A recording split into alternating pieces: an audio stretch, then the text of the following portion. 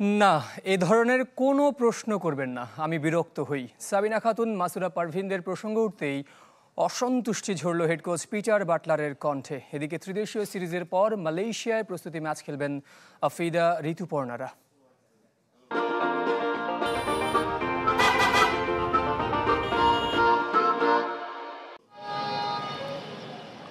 চট্টগ্রাম থেকে ঢাকায় ফিরেই ত্রিদেশীয় সিরিজের জন্য ম্যাচ ভেন্যুতে অনুশীলনে আফিদা, ঋতুপর্ণারা।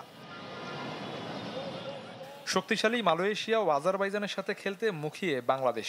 বাটলার শিষ্যরা মাঠের পারফরমেন্সে প্রমাণ দিতে প্রস্তুত।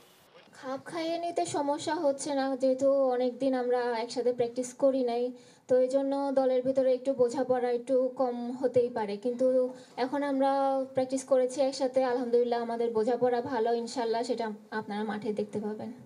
ফুটবল ফেডারেশনের বেতনভুক্ত হলেও জাতীয় দলে ব্রাত্য সাবিনা, মাসুরার মতো অভিজ্ঞরা। নারী ফুটবলারদের বিদ্রোহের পর থেকে জাতীয় দলের সুযোগ মিলছে না তাদের। সংবাদ সম্মেলনে দুই ফুটবলারের প্রসঙ্গ আসায় বিরক্ত হেড কোচ পিটার বাটলার। না, এ ধরনের কোনো প্রশ্ন আমাকে করবেন না, আমি বিরক্ত হই। আমি আবারও বলছি, দয়া করে আমাকে এ ধরনের প্রশ্ন করবেন না। ত্রিদেশীয় সিরিজের পর বিশ্রামের সুযোগ নেই নারী দলের। ডিসেম্বরে জাতীয় দলের সাথে অনূর্ধ্ব 20 দল যাবে মালয়েশিয়ায়। আর 15 ডিসেম্বর লিগ আয়োজনের পরিকল্পনা থেকে সরে এসেছে ফুটবল ফেডারেশন।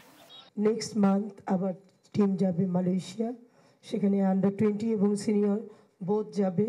সেখানে আমি ওদের জন্য ফ্রেন্ডলি ম্যাচ এবং 15 ডেজ ট্রেনিং অ্যারেঞ্জ করছি। 15 তারিখে সম্ভব না, কারণ আমার তো দল বদলের জন্য টাইম দিতে হবে।